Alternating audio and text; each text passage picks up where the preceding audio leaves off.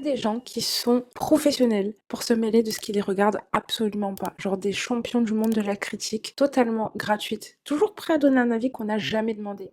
Et ces gens-là, tu peux les croiser partout, au boulot, dans la rue, dans ta propre famille. Mais il y a un niveau supérieur, un boss final de l'intrusion et du jugement, j'ai nommé la belle-mère. Quand c'est ta belle-mère qui s'y met, c'est une autre dimension, c'est une épreuve psychologique. Parce que bon, c'est pas juste une collègue que tu peux ignorer, ni une connaissance que tu peux ghoster, non, c'est la mère de ton mec. Elle fait partie du décor. Imagine, t'es en couple, c'est bien, t'essaies de construire ta petite vie tranquillement, et t'as une personne qui est là tout le temps pour juger, scruter, donner son avis sur absolument tout ce que tu fais. Genre quand tu t'habilles, c'est «Oh, c'est original, ça doit être pratique». Ou genre quand tu cuisines, c'est «Ah, moi je fais ça différemment, je trouve ça plus savoureux, mais bon, chacun ses goûts». Ou alors quand tu nettoies ton salon, ah, ben chacun son niveau d'exigence. Et le pire, c'est que c'est toujours dit avec un ton faussement innocent, une petite voix mielleuse, qui en surface a l'air bienveillante, mais en réalité, c'est un missile de passif-agressivité déguisée. Et là, tu as deux choix. Soit tu encaisses et tu fais semblant de rien entendre, mais le problème, c'est que tu accumules une frustration qui va finir en explosion un jour ou l'autre. Deuxième option, tu joues au même jeu, mais en mieux. Moi, j'aime pas les disputes. Je suis pas du genre à hurler, à tout casser, etc. Par contre, j'ai un truc que j'adore faire, c'est des stratégies. J'aime observer, analyser, laisser croire à l'autre qu'il a le contrôle avant de frapper fort au bon moment. Et avec ma belle-mère, c'est exactement ce que j'ai fait. Donc attache ta ceinture parce que cette histoire, c'est pas juste un petit clash familial, c'est une démonstration magistrale de l'art de remettre quelqu'un à sa place sans jamais hausser la voix, sans transpirer, mais avec une précision chirurgicale. Et crois-moi, ça a été spectaculaire. Alors, petit contexte, je suis en couple avec Thomas depuis 4 ans. C'est une relation stable, tranquille. On a nos habitudes, on a notre petite bulle de bonheur. Genre, vraiment routine qui fait du bien. Genre, dimanche matin, traîner en pyjama, des soirées pizza série sans prise de tête, des petites attentions au quotidien. Mais le problème, c'est que dans cette bulle, il y a une faille, un élément perturbateur qui, à chaque apparition, crée une tempête de remarques et de sous-entendus. Et cet élément s'appelle Chantal. Donc Chantal, c'est pas juste une belle-mère un peu intrusive, c'est une institution du jugement, une femme qui ne doute jamais d'avoir raison et qui considère que son opinion doit être la référence absolue. Elle a la cinquantaine, elle est toujours tirée à quatre épingles, du genre à jamais sortir sans son rouge à lèvres parfaitement appliqué et son petit tailleur ajusté. Elle a pas un cheveu qui dépasse, bref, tout est calculé. Son brushing, c'est vraiment une œuvre d'art. Ça résiste à l'humidité, au vent, aux intempéries, à tout. Et surtout, elle a un regard légèrement pincé, un petit rictus en coin, comme si tout ce qui l'entoure, c'est décevant. Tu vois ce que je veux dire? Comme si elle venait d'entrer dans une pièce où quelque chose ne va pas, mais qu'elle allait patienter un instant avant de dire exactement ce qui cloche. Et quand elle parle, elle critique jamais directement. Elle a un art bien plus subtil. Elle dégomme, mais avec élégance.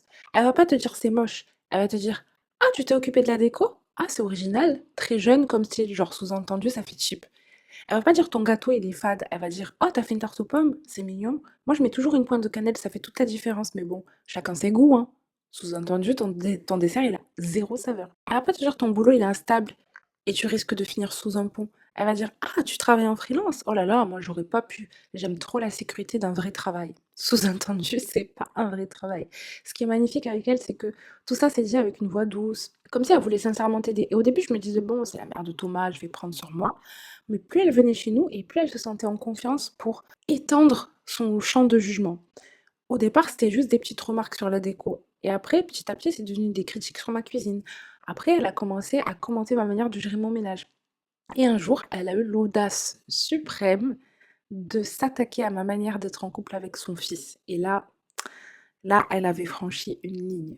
Au début, je prenais sur moi parce que bon, c'est la mère de mon copain, j'allais pas l'attaquer frontalement. Je me disais que c'était son tempérament et que ça servait à rien de se vexer, que c'était sûrement sa manière de communiquer. Mais plus les semaines passaient et plus elle testait les limites de ma patience. Un commentaire ici, une critique là, toujours déguisée sous une couche de bienveillance, comme si elle jouait à un petit jeu. Et donc, il y a eu ce repas du dimanche. Un moment qui dans ma tête devait être agréable, convivial, et cetera. Donc un bon repas fait maison, un moment pour se retrouver, un dimanche classique quoi. Sauf que ce jour-là, il y avait Chantal. Donc ce jour-là, Thomas et moi, on a vraiment mis du cœur à l'ouvrage. Genre la table, elle était parfaitement dressée, des assiettes bien alignées, des verres à pied qu'on sort jamais en temps normal, hein, soyons honnêtes, et même une petite déco avec des bougies pour faire joli et tout. Et le menu, vraiment, il était soigné, un repas complet, vraiment préparé avec amour. Entrée, plat, dessert, bref, une vraie table de chef. J'étais vraiment prête à impressionner, à faire plaisir surtout. Donc quand elle arrive, je l'accueille avec le sourire comme toujours. Elle enlève son manteau, elle me fait une bise rapide et elle pose son sac. Et là, elle commence à balayer la pièce du regard. Hop, première attaque. Oh, c'est marrant, ces petits sets de table, c'est coloré. Coloré. Genre pas joli, pas sympa. Coloré, ok. Donc je fais semblant de pas capter, c'est pas grave. Je vais pas laisser un commentaire sur un set de table me ruiner la journée. Donc on passe à l'apéro, ça se détend. Enfin, sauf moi qui reste en alerte. Et là, vient le moment fatidique, donc le service du plat. Donc j'apporte le poulet en sauce. J'étais fière d'avoir passé du temps dessus, du soin que j'ai mis à tout équilibrer, les saveurs et tout, ça sent super bon, belle présentation, tout est nickel. Et là, elle s'assoit, elle regarde l'assiette et elle me dit: «Oh, du poulet en sauce, c'est audacieux, ça peut vite être sec si c'est pas bien fait». OK. Au fond de moi, je ressens une espèce de mini explosion nucléaire dans mon cerveau. Avant même d'avoir goûté, elle se permettait déjà de douter. Elle s'imaginait dans un concours, je suis juge culinaire alors qu'on est juste dimanche en famille, quoi. Bref, et Thomas, il a capté qu'il y avait une espèce de tension, donc il joue les pompiers, il dit: «T'inquiète maman, c'est super bon, tu vas voir». Donc elle attrape sa fourchette, elle coupe un morceau, elle la porte à sa bouche au ralenti, comme si elle faisait une dégustation critique dans un resto étoilé. Et là, pause. Elle mâche, elle fronce les sourcils, elle pose sa fourchette, elle me regarde, et là elle me dit: c'est intéressant, j'aurais peut-être mis un peu plus d'assaisonnement, mais bon, c'est un début». Un début, un début. Comme si j'étais en train de tester un nouveau, passe-temps, un nouveau hobby, comme si je venais juste d'apprendre à cuire des pâtes et que j'étais en phase d'expérimentation. Voilà, là je me suis dit: «OK, là tu viens de te signer ton arrêt de jeu». Si elle voulait un duel, elle allait en avoir un, mais pas un duel frontal parce que rentrer dans une confrontation directe avec quelqu'un comme Chantal, c'est perdre d'avance, en fait. Ce genre de personne, elle vit pour le conflit. Donc si j'entrais dans son jeu en m'énervant, elle aurait immédiatement pris le rôle de la victime, la pauvre belle-mère qui essaie juste d'aider et qui se retrouve face à une belle-fille ingrate. Donc il me fallait autre chose et moi j'aime bien la stratégie comme je vous l'ai dit. J'aime l'observation, le silence, avant la tempête. Tu sais, ce moment où la personne elle pense qu'elle a le contrôle alors qu'elle est juste en train de marcher droit dans un piège. Et le déclic, il est venu une semaine plus tard. J'étais en train d'en parler avec ma meilleure amie et je lui racontais donc le massacre du dimanche précédent et du coup, Léa, donc qui est ma meilleure amie, elle est plutôt du genre à ne jamais se laisser faire. Donc là, elle m'écoute, elle pose sa tasse, elle me regarde avec un sourire un peu trop satisfait et elle me dit: «Tu sais quoi? Au lieu de te prendre la tête, fais juste exactement ce qu'elle fait, mais puissance 10». Donc là, je me demande, je dis: «Mais je fais quoi? Je l'imite?» Elle me dit: «Non, non, non, pas juste l'imiter. Tu lui fais un miroir grossissant. Genre, en gros, tu pousses ces techniques jusqu'à l'absurde. Comme ça, elle verra à quel point c'est insupportable». Et là, je me suis dit: «Bah ouais, parce que Chantal, elle a une arme. Ce sont ses remarques qui sont passives-agressives. Moi, j'ai un talent caché, je suis une excellente actrice. Donc j'étais capable de faire exactement comme elle, avec son ton, avec son air faussement bienveillant, avec ses petites piques qui sont masquées. Et du coup, elle allait du coup comprendre ce que ça faisait d'être de l'autre côté. Et c'est comme ça que j'ai mis en place le plan. Un plan sans violence, sans éclat de voix, un plan où elle allait juste se prendre un retour de karma en pleine face. Donc le dimanche suivant, c'est elle qui nous invite chez elle. Donc une invitation qui en temps normal m'aurait légèrement crispée, mais cette fois j'étais prête. J'allais plus être la belle fille docile, patiente. Non, ce dimanche-là, je venais avec un plan. Donc j'entre dans sa maison avec un sourire poli, un peu trop poli même, et immédiatement je scanne l'environnement. Le salon, parfaitement rangé avec ses meubles en bois verni, son tapis beige à motifs dorés, posé là depuis des décennies, un tapis qui a dû voir plus d'aspirateurs que moi de série Netflix, quoi. Donc je laisse mon regard traîner un peu trop longtemps dessus. Et là, je lui dis: «Oh waouh, t'as toujours ce tapis, c'est vintage, ça doit être pratique avec la poussière». Première pique. Donc là, je vois ses yeux qui se plissent, comme si elle cherchait à décrypter si c'était un vrai compliment ou autre chose, tu vois? Et elle choisit de pas relever. Pas de réaction, pas de victoire. Donc moi, je note, elle commence à comprendre que quelque chose est en train de se jouer. Donc on passe à l'apéro. Chantal, elle arrive avec un plateau de toast, très bien disposé, genre en gros, millimétré, très précis, comme si chaque petit toast avait été pesé au gramme près, tu vois? Donc je prends une bouchée, je mâche très lentement, j'exagère légèrement le processus, comme si j'étais une critique culinaire, tu vois? Et là, je lui dis: «Oh, c'est une recette maison, c'est original. Moi, j'ai une petite astuce pour rendre ça plus raffiné, mais bon, chacun son style». Deuxième pic, donc là, je la vois, elle commence à se raidire, sa mâchoire, elle commence à se contracter, ses lèvres, elles se pincent et pendant un quart de seconde, j'ai l'impression qu'elle va répondre. Mais non, elle répond toujours pas, elle choisit encore de pas réagir, donc c'est à ce moment-là que je suis certaine qu'elle capte. Mais le clou du spectacle, c'est pour le plat principal. Donc là, elle pose très fièrement son rôti de bœuf sur la table, avec ses haricots verts vapeur, présentation très soignée comme à son habitude, dans une assiette en porcelaine qu'elle ne sort probablement que pour les grandes occasions, tu vois. Donc j'attrape ma fourchette, je pique un morceau de viande, je la porte à ma bouche, lentement. Et là, je lui dis: «Ah, tu rôtis? C'est courageux, ça peut vite devenir trop sec si c'est pas bien fait». Donc exactement la phrase qu'elle m'avait sortie la semaine dernière. Et là, silence complet. Mais vraiment là, c'était un silence pesant, tu vois? Un silence où tu sens qu'il y a de la tension dans l'air. Donc Chantal, elle pose sa fourchette, elle me regarde droit dans les yeux.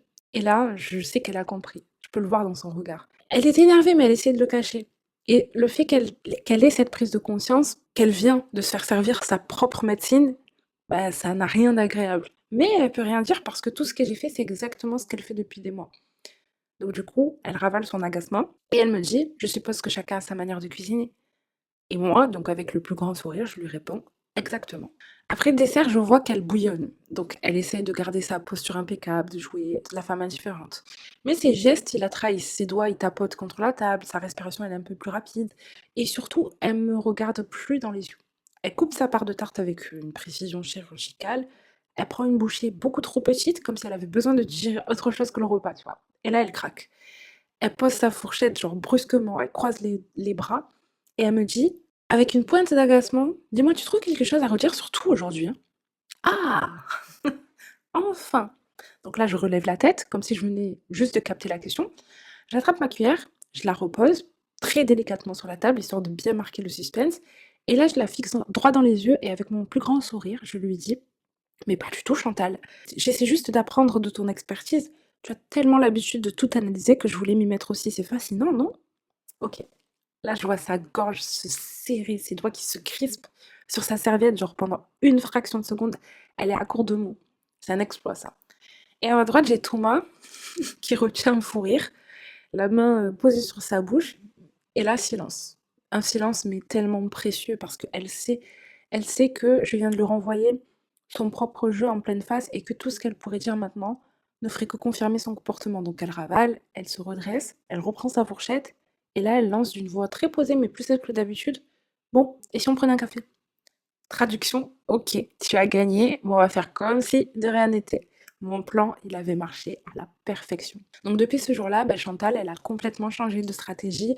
Elle a jamais admis avoir retenu la leçon, ce serait mal à connaître. Elle s'est jamais excusée, elle a jamais dit: «Ah, tu raison, j'ai peut-être tendance à être un peu critique». Non, trop d'ego pour ça.